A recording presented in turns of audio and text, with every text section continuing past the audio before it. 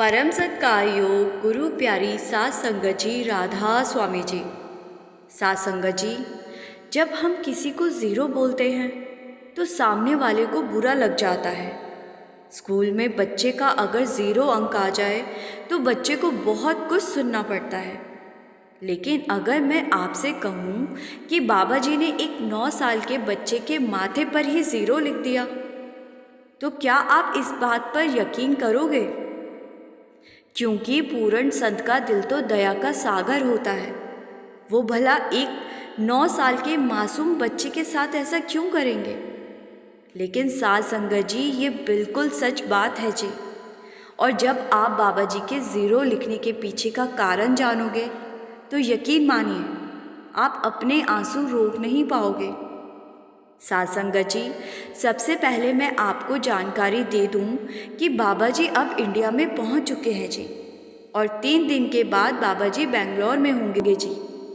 आइए अब हम उस ज़ीरो वाली बात की तरफ आगे बढ़ते हैं जी। सात संगत जी, एक बार बाबा जी अपनी रूटीन विज़िट में अचानक सिकंदरपुर पहुंचे थे और वहाँ बहुत सारे सेवादार सेवा कर रहे थे। कुछ जत्थे दूसरे शहरों से भी आए हुए थे। बाबा जी दूर से सभी सेवादारों की सेवा करते हुए देख रहे थे। बाबा जी ने देखा कि एक 9 साल का छोटा बच्चा बड़ी लगन के साथ सेवा कर रहा है। बाकी सेवादार बीच बीच में 2-3 मिनट के लिए थोड़ा रुक रहे थे, लेकिन वो 9 साल का बच्चा लगातार ईंटों को उठाकर एक जगह से दूसरी जगह पर पहुंचा रहा था। वो अपनी उम्र के हिसाब से ज़्यादा ईंटें उठा रहा था और 2 से 3 बार ईंट को उठाते समय उसके हाथ से ईंट नीचे भी गिर गई थी और जिस वजह से ईंट टूट जाती थी। फिर वो बच्चा टूटी हुई ईंट को एक साथ जोड़कर उठा लेता और उसको अपनी जगह पर पहुंचा देता। बाबा जी बहुत देर तक उस बच्चे को दूर से खड़े देखते रहे और बाबा जी ने एक सेवादार से कहा कि इस बच्चे को मेरे पास लेकर आओ। सेवादार दौड़कर बच्चे के पास गया और जाकर कहने लगा कि बेटा, तुझे बाबा जी बुला रहे हैं। सेवादार को लग रहा था कि ये बात सुनकर बच्चा दौड़ता हुआ सेवादार के साथ बाबा जी के पास चल पड़ेगा, लेकिन बच्चा कहने लगा कि अभी नहीं आ सकता, पहले ये सारी ईंटें उठा लूँ, उसके बाद ही आ पाऊँगा, और जत्थेदार की परमिशन के बिना मैं कहीं नहीं जाऊँगा। ये सुनकर सेवादार बड़ा ही हैरान रह गया और कहने लगा कि बेटा, तुझे पता भी है तुझे किसने बुलाया है? तो बच्चा बड़ी ही मासूमियत से कहने लगा कि जी हाँ, मैं जानता हूँ, बाबा जी बुला रहे हैं, लेकिन बीच में ही अपनी सेवा नहीं छोड़ सकता और जत्थेदार से भी परमिशन लेनी होगी। आप बाबा जी से जाकर कह दो कि सेवा पूरी करने के बाद ही उनके पास आऊँगा। सेवादार को बड़ा ही अजीब लगा और सेवादार थोड़ा गुस्सा भी हो गया, क्योंकि बाबा जी के हुक्म को एक 9 साल का बच्चा मना कर रहा था। सेवादार वापस बाबा जी के पास गया और जाकर कहने लगा कि बाबा जी, वो लड़का कह रहा है पहले सेवा पूरी करूँगा, उसके बाद मैं बाबा जी के पास जाऊँगा। ये सुनकर बाबा जी हंस पड़े और कहने लगे कि कोई बात नहीं, उसको उसकी सेवा पूरी करने दो, उसके बाद उसको मेरे पास लेकर आना। उस बच्चे ने शाम तक अपनी सेवा की और सेवा करने के बाद बच्चा उसी सेवादार के पास गया और कहने लगा कि आप मेरे जत्थेदार से परमिशन दिलवा दो, उसके बाद मैं आपके साथ चलता हूँ। सेवादार हैरान हुए जा रहा था और सोच रहा था कि अजीब बच्चा है, इसको समझ ही नहीं है कि खुद बाबा जी इसको 2 बार बुला चुके हैं। सेवादार ने जाकर बच्चे के जत्थेदार को सारी बात बताई तो जत्थेदार दौड़ता हुआ बच्चे के पास गया और कहने लगा कि बेटा, खुद बाबा जी तुझे बुला रहे थे और तूने बीच में मेरा नाम ले दिया। मैं भला तुझे क्यों मना करूँगा? तुझे तो उसी समय चले जाना चाहिए था जब बाबा जी ने तुझे दिन में बुलाया था। फिर जत्थेदार खुद बच्चे को लेकर बाबा जी के सामने पेश हो गया और बाबा जी से माफ़ी मांगने लगा और कहने लगा कि बाबा जी, ये लड़का नादान है, आप इसको माफ़ कर देना। बाबा जी ने बच्चे को अपने पास बुलाया और टेबल पर पड़े एक पेन को उठाया और बच्चे के माथे पर बड़ा सा 0 लिख दिया और बच्चे के सिर पर हाथ रखा और बच्चे को वहाँ से जाने को कह दिया। ये सब कुछ वहाँ खड़े कुछ सेवादार और जत्थेदार भी देख रहे थे। बच्चे के चले जाने के बाद सेवादार बाबा जी से पूछने लगे कि बाबा जी, आपने बच्चे के माथे पर 0 लिख दिया, इसका मतलब आपने उसको माफ़ नहीं किया। बाबा जी का 0 लिखने का मतलब जो कारण बताया वो सुनकर सेवादार और जत्थेदार रोने लगे। बाबा जी ने सेवादारों और जत्थेदार को बताया कि इस बच्चे की अकाल मृत्यु 9 साल में होनी थी। इसकी निष्काम और इतनी लगन से हुई सेवा के कारण मालिक ने अब इसकी उम्र 90 साल कर दी है। अब ये 90 साल तक जिएगा। इधर बाहर लड़का और उसके माता पिता दोनों बड़े ही परेशान हो रहे थे, क्योंकि उन्हें लग रहा था कि बाबा जी ने उनके लड़के को 0 कहा है और 0 का मतलब होता है नालायक, नकारा।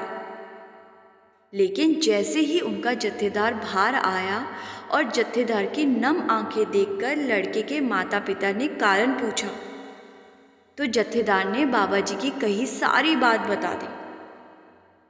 जत्थेदार की बात को सुनकर माता पिता फूट फूट कर रोने लगे और बार बार बाबा जी का शुक्रिया करने लगे। साध संगत जी कहते हैं कि गुरु के घर और गुरु की संगत की सेवा करने का फल निष्फल नहीं जाता। गुरु हमारे द्वारा की हुई सेवा का फल किसी न किसी रूप में हमें ज़रूर दे देते हैं।